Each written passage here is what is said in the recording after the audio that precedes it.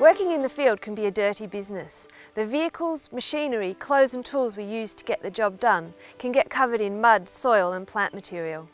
And at the end of the day, someone has to clean up the mess. Of course, there's all sorts of reasons to keep your vehicle and tools clean. But there is one big one. A dirty vehicle or piece of equipment can cause irreversible damage to our environment.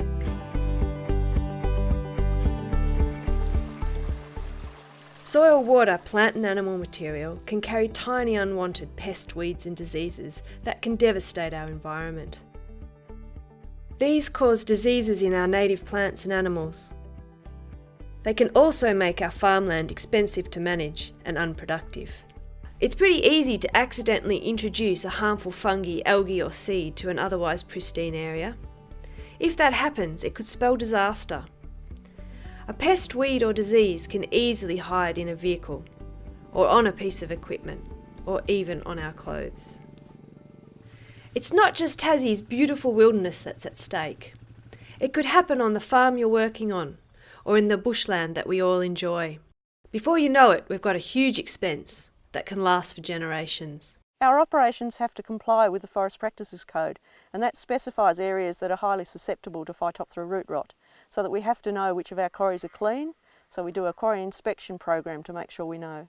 As part of that, we also don't want to spread declared weeds around, so that we do a check for declared weeds in all our quarries too. Forestry Tasmania expects you to arrive with clean equipment to prevent the spread of weeds, pests and diseases in the forest. It's important to the Tasmania Fire Service that vehicles coming in and out of these areas are clean to prevent the spread of weeds, pests and other diseases. As state growth raises our expectations on ourselves in line with our new weed strategy, we expect that all contractors and others that we work with arrive clean and leave clean. Parks and Wildlife Service expects you to arrive with clean equipment to prevent the spread of weeds, pests and diseases.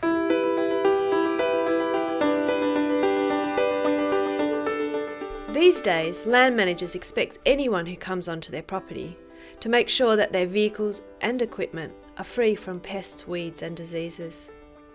They simply can't afford to deal with the ongoing management of a newly introduced problem.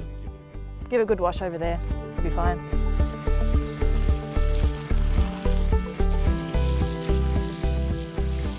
The solution is simple. When working in the field, arrive clean and leave clean. Gone through various parts of the machine, the tracks, sprockets, all the metal subframe, inspected, clean, high pressure washed. We ask anyone who uses vehicles and machinery in the great outdoors to make sure it's clean before they get to a site, and just as importantly, that it's cleaned down properly before they leave.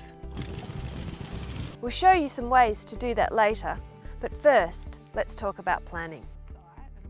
Good planning starts before you head out on a job. We need to think about how to minimise the risk of spreading nasties from contaminated areas into clean ones. This starts with a good plan. So even though this sort of site isn't much to look at, there's actually a lot of money invested in control of Chilean needlegrass here. We spend in excess of $5,000 here every year and probably more than $20,000 down the road at the neighbouring Chilean needlegrass site.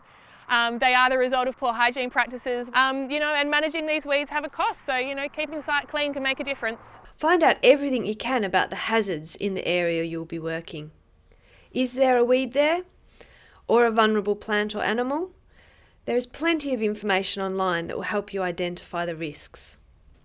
Local knowledge is critical.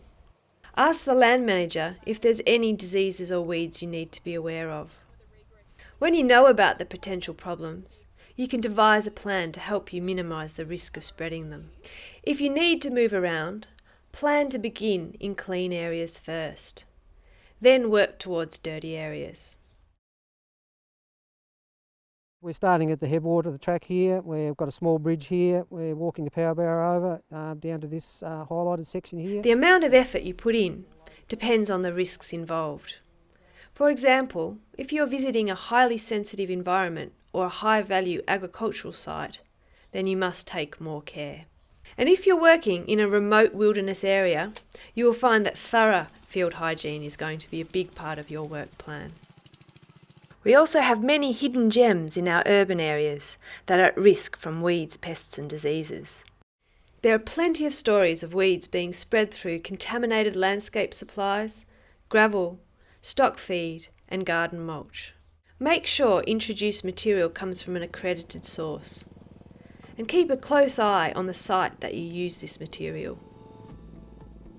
Learn to identify the worst offenders. Would you know gorse if you saw it? How about Spanish heath, serrated tussock, or the symptoms of Phytophthora, or myrtle rust infection? You are the front line in our defence against unwanted pests, weeds and diseases. Think about where and how you'll be cleaning down your equipment while you're out and about. It's easy to clean your stuff when you're back at base, but what if you get dirty while you're out in the bush and you need to move to a new site? There is a risk you could drop off weeds and pests along the way. Will you have access to uncontaminated water while you're out? Or an air blower? If there's no possible way to clean down properly, what else can you do to reduce your risks? Can you get home without driving through a pristine area? Planning your movements can help minimise the time spent cleaning your equipment. More land managers now have clean down procedures, plus auditing and monitoring. So that's really showing how muddy it is in there. So once we get the high pressure wash, we can get right into the sprocket areas and clean that out. Right in there, and then even then move the machine. If your vehicle, machinery or tools don't pass inspection, you can expect to be refused access to your worksite. So don't be surprised when your manager or the person you're working for takes a keen interest. Thanks, John. Great job out there.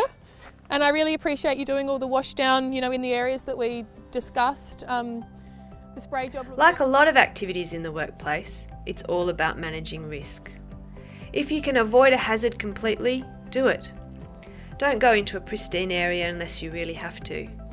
Do everything you can during the planning stage to make sure you minimise the risk. Making sure your equipment is clean is the least you can do to help protect our environment. It's simple. Arrive clean and leave clean. We'll be in touch and appreciate you doing all the procedures that we talked about. Okay. See ya, you too.